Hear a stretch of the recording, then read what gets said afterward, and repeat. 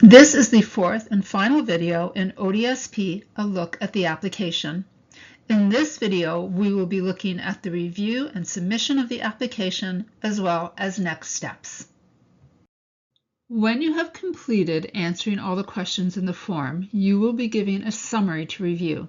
The summary includes a list of every question that was in the form, along with the answers that you indicated. Take a few minutes to read through this. If you see something that you need to edit or revise, look to the right-hand side of the page, and in each section you will see a small pencil symbol with the word edit written beside it. If you click on that, it will take you back to the section and you can edit the information. When you complete the review, the program will make recommendations for you. Now, this form is actually an application for social assistance in Ontario, so there are several different programs that all use the same form to apply. Because of that, you may see Ontario Disability Support Program, Ontario Works, or even other programs recommended. Look through each option and pick only the one that you want to apply for. In this case, it would be the Ontario Disability Support Program. After the review, you will submit demographic information. So you're simply going to respond to each question as it applies to the applicant. If you do prefer not to respond to one or more questions, note that this option is provided for each of the questions. Also, under the question asking for race category, when you use the drop-down list, they do provide additional information to clarify what specifically they mean under each category heading. On the next page, you will review the declaration and consent and indicate that you agree and consent to the information as described. If you do have questions around this declaration or consent, you should reach out to the support line at 888-999-1142 to get more information and clarification. After this, you will submit your application to the Ontario Disability Support Program. When you do, you will see that the screen gives you an application confirmation number. So you want to keep a record of this. You can screenshot it, take a picture of it, write it down, do all three. You just will want to have this because you may need to present this confirmation number later on in the ODSP process. ODSP typically sends an email shortly after you submit your online registration. So check your email box and look for it.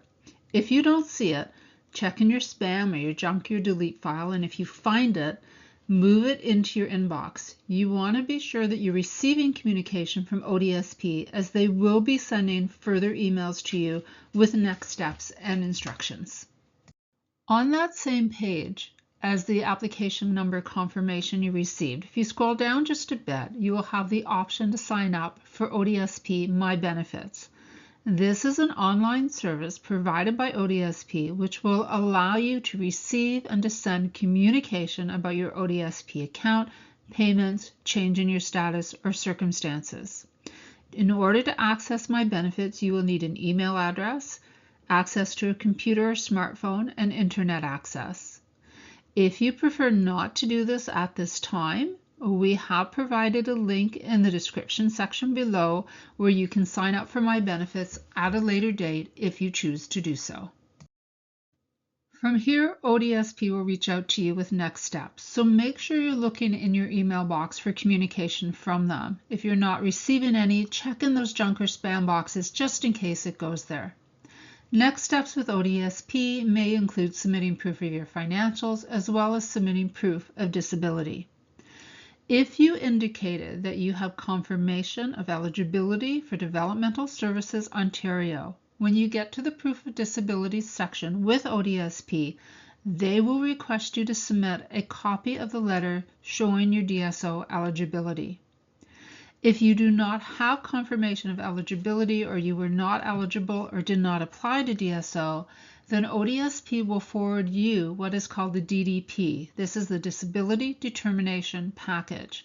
So this is a process they have to determine whether or not the person meets their definition of eligibility. It's important to note that the ODSP definition of eligibility is quite a bit different than the DSO one. So a person who is not eligible for DSO may still be eligible for ODSP. The overall process from submitting the online form until you hear whether or not you are eligible for ODSP will typically take around 6 months, give or take. If you have heard nothing from ODSP within 2 to 3 weeks of submitting that online form, make sure you go check in your junk and your spam to see if there's an email in there, and if there's nothing at all, take your confirmation number, phone ODSP, and just ask to check and verify that your process or your application is being processed by them. If you are eligible for ODSP, they will forward you information on what to expect. You do have some responsibilities that you will need to follow, such as reporting employment and income and assets, and if you move from one residence to another, or if your circumstances change. So make sure that you take the time to review the information that ODSP provides you, and if you have questions, you will go back directly to ODSP in order to get clarification on that. This concludes the video series ODSP, a look at the application. If you are looking for more information, video 1 looked at preparation and the section on personal information. Video 2 looked at the section on housing, and video 3 looked at the section on earned income and assets.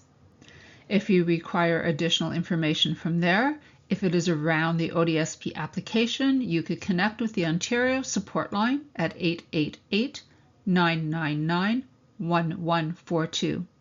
If you've submitted your application and have questions around the status or ODSP policies and procedures, please reach out to ODSP directly. You can do that through the My Benefits platform, by emailing or phoning your caseworker, or contacting your local ODSP office. If you have concerns with ODSP, such as appealing a denial of eligibility or clarifying lodging or renting, or something has impacted or changed in your ODSP funding and you're seeking assistance around that, you may be able to get help from your community legal clinic. We have provided a link so that you can find your local clinic, and you'll find that link in the description section below this video.